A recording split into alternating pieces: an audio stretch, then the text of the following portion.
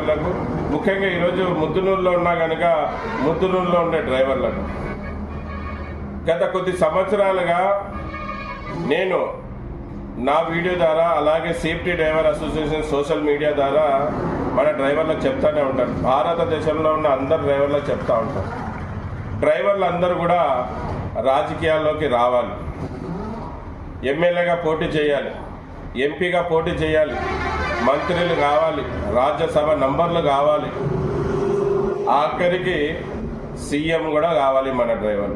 ఎందుకంటే మీరు నేను మనమందరం ఎన్నో పార్టీలు చూసాం. అందరూ ఎలక్షన్కి ముందు డ్రైవర్ అమాయకుడు అని ఎన్నో కథలు చెప్తారు, బుర్రా కథలు కూడా చెప్తారు. మీకు అది ఇస్తాం, మీకు అది చేస్తాం అని చెప్తారు. మళ్ళీ గెలిచినాక ఎవరు ఏమి చెయ్యరు, మనని మర్చిపోతారు.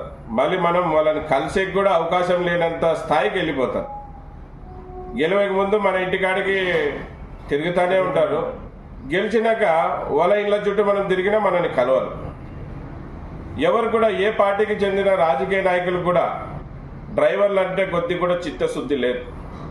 డ్రైవర్లకు, డ్రైవర్ కుటుంబీకులకు, డ్రైవర్ ఒక పిల్లలకు మంచి చేయాలని లేదు.